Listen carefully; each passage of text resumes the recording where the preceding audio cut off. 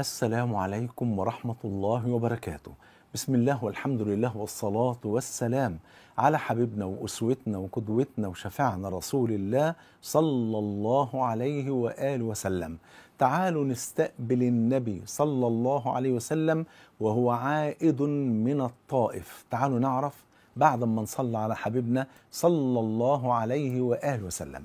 عايز حبايبي كل واحد مننا وكل واحدة نتخيل جميعا أن النبي صلى الله عليه وسلم بعدما آذته قريش غاية الإيذاء وذهب إلى الطائف على رجليه المتعبتين، لا يركب دابة ولا راحلة، وإنما يمشي هو وزيد بن حارثة على رجليه المتعبتين حتى وصل إلى الطائف، يمشي على الرمال المحرقة صلى الله عليه وسلم 90 كيلو متر لحد ما وصل للطائف.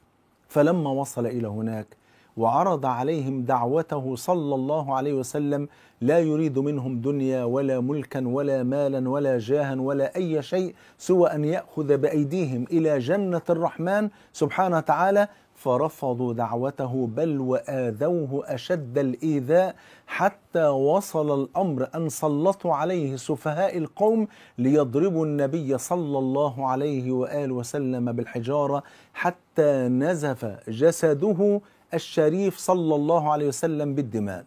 تخيلوا بقى في اللحظة المؤلمة ديت إن النبي صلى الله عليه وسلم بدلا من أن يعود إلى مكة، أنا عايز نتخيل مجرد تخيل، بدلا من أن يعود النبي إلى مكة صلى الله عليه وسلم نزل في زماننا هذا وصار في شوارع بلاد المسلمين ورأى أحوال الكثير والكثير من المسلمين والمسلمات، فدمعت عينه على حال أمتي، فهذا يشرب الدخان وذاك ينظر إلى النساء، وهذا يضيع ساعاته وأيامه في المقاهي والسينما، وهذه تمشي في الشوارع بغير حجاب، وهذه تعرض مفاتنها على التيك توك وعلى سائر وسائل التواصل الاجتماعي، وهذا يأكل الحرام ويطعم أولاده من الحرام، وهذا وذاك، وهناك قلة تحافظ على هدي رسول الله صلى الله عليه وسلم، وهناك قلة أيضا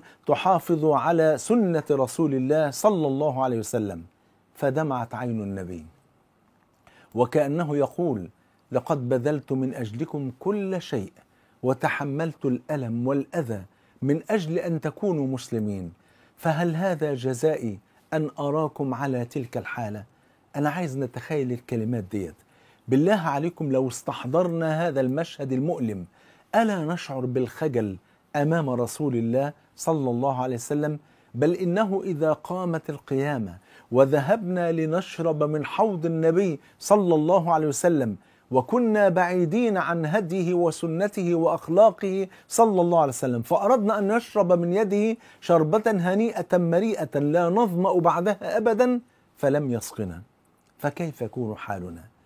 ألا يستحق هذا المشهد أن نراجع أحوالنا مع الله وأن نتوب جميعا وأن نعود إلى الله، وباب التوبة مفتوح، الكل يتوب وأنا أولكم، كل بني آدم خطاء وخير الخطائين التوابون. والله عز وجل فتح لنا أبواب التوبة والعودة إلى الله سبحانه وتعالى.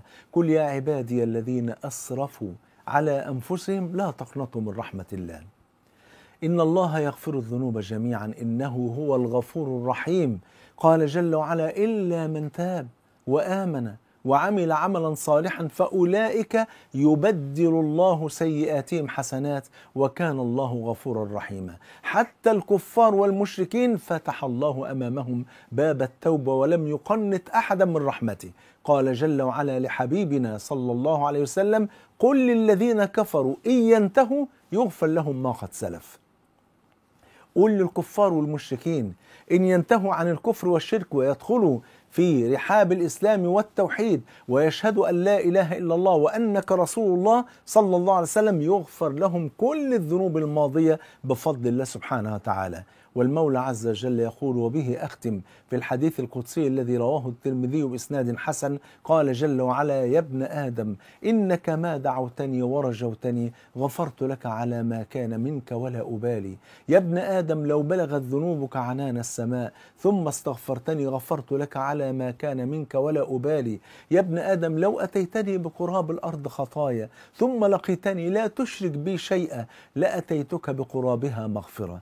ألا يستحق هذا المشهد أن نتوب وأن نرجع إلى الله وأن نقرأ سيرة النبي صلى الله عليه وسلم حتى نتأسى ونقتدي بالحبيب المصطفى صلى الله عليه وآله وسلم، وأن نتعلم سنة النبي صلى الله عليه وسلم من كتاب رياض الصالحين ومن شرح رياض الصالحين ومن كتاب البخاري ومسلم إلى غير ذلك، ونتعلم سنن النبي صلى الله عليه وسلم التي فيها الخير كل الخير. قال صلى الله عليه وسلم: تركت فيكم ما إن تمسكتم به فلن تضلوا بعدي أبدا، كتاب الله القرآن، كتاب الله وسنتي، وإنهما لن يتفرقا حتى يرد علي الحوض.